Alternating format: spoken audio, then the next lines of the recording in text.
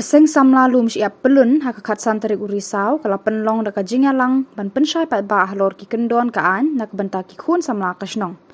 Ya kate ka lempung lawan ban play da UMLA ka than ba AL Hack rengkat ka Jinghikai lang UMDC ka than ba PNCM kum sumbut kongsan. Ladan lang ruha kani kasni nadu ustad an ka jela ba VG kenta badru USO ka East Khasi Hills ba Sylvester Nong Tenger nalor urang ba Shillong ba Apira Khongpai. Adik mulai yosno yang kejim pulih yang datungka logo yang iba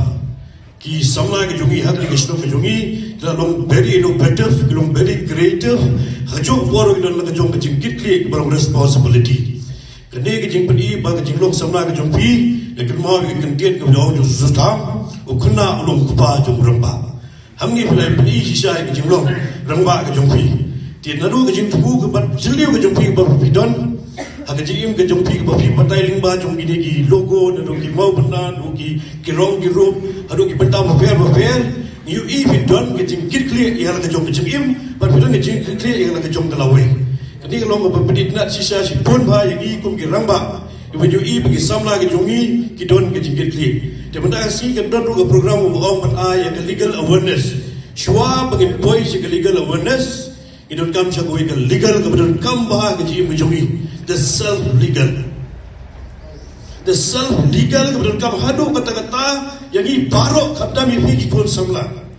hagi di sing you ila bon ba kata ka mental illness ka mental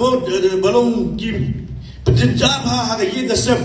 kani barok warra limba nomor ba mangi nimdan laga jong ke clear ya laga jong ke cingin bor apa nga grand ba batai ba ogru lada manu lada kini kun Samla kente berserang lada kini ramba kilongpe kilongpa bat manu ru lada kini imdan ya ke self respect lada kini buram shua lada ya lada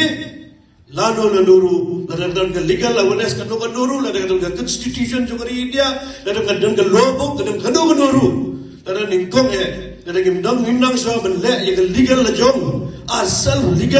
self respect kita legal baro kilong leno lu nak jiu jungi nak ada wa kedu ba kenpan ki Samla jungi baro baka ka self discipline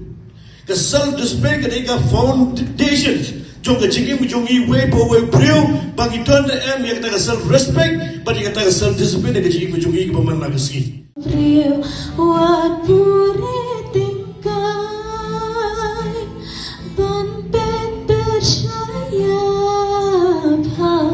what langan amla ngan betsian ha bal uga ku mengi platir lapor pansem pite komno kam ramban pinder tan mariakin i urang Himi ban pender yang kakular tang mariakin i urang pawar himi ban pender lang kakular